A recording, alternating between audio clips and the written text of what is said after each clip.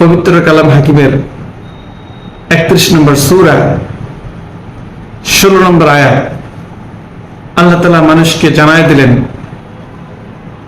গোটা মানব জাতির জন্য, আর তা হলো ইয়া বুনাইয়া ইন্নাহা ইন তাকুন মিসকালা হাববাতিন মিন খারদালিন, হে প্রিয় বৎস, অন্যায় অপরাধ যত ছোটই হোক না কেন, এমনকি হাব্বাতিন মিন খারদালিন, সরিষার দানা পরিমাণ যদি ছোট হয়, ফাতাকুন ফি সাখরাতিন, আর যদি সেটা থাকে পাথরের নিচে, পাথরের ভিতরে, আও ফিস সামাওয়াতি, আর যদি তা থাকে আসমানের উপরে উচ্চ কোনো স্থানে, আও ফিল আরদি, জমিনের নিচে কোনো স্থানে, ইয়াতি বিহাল্লাহ, আল্লাহ রাব্বুল আলামিন তা আমাদের সামনে উপস্থিত করাবেন।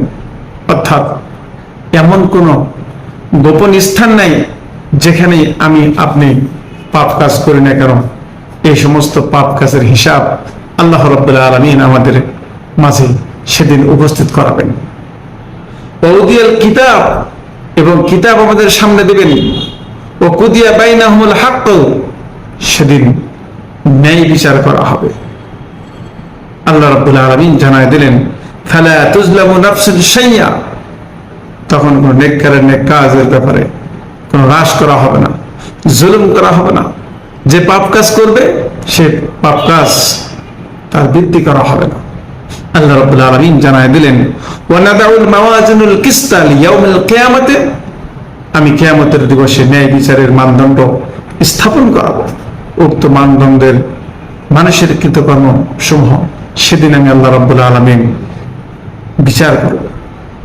সেদিন এই বিচারে কোন প্রকার পার্সিয়ালিটি করা হবে না, কোন প্রকার জুলুম করা হবে না। দুনিয়াতে আপনি যা করেছেন এই সমস্ত পাপ কাজের বিষয়ে আল্লাহ রাব্বুল আলামিন আপনার আমার হিসাব নেবেন। শুধু তাই নয়, ওয়া ইন কানা মিসকালা হাববাতিন মিন খারদালিন আতাইনা বিহা ওয়া কাফা বিনা হাসিবিন, এমনকি কৃতকর্ম যদি একটি সরিষার দানা পরিমাণ হোক না কেন, তাও আপনার সামনে উপস্থিত করা হবে। সুতরাং আমরা এই দুনিয়াতে যে বাস করছি, আল্লাহ রাব্বুল আলামিন আমাদেরকে বলছেন ওমা খালাকতুল জিন্না ওয়াল ইনসা ইল্লা লিয়াবুদুন, মানুষ এবং জিন জাতিকে আল্লাহ রাব্বুল আলামিন সৃষ্টি করেছেন একমাত্র তারই ইবাদত করার জন্য।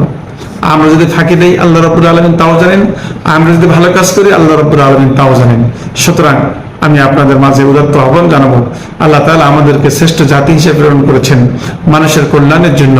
সুতরাং আমরা মানুষের কল্যাণের কাজে আল্লাহ রাব্বুল আলামিনের যে দ্বীনি হুকুমাত কায়েম করার জন্য আমাদেরকে প্রেরণ করেছেন এই দুনিয়াতে, আল্লাহ রাব্বুল আলামিন তার হুকুমত পালন করার কাজগুলোকে আমরা যেন সহিভাবে আঞ্জাম দিতে পারি।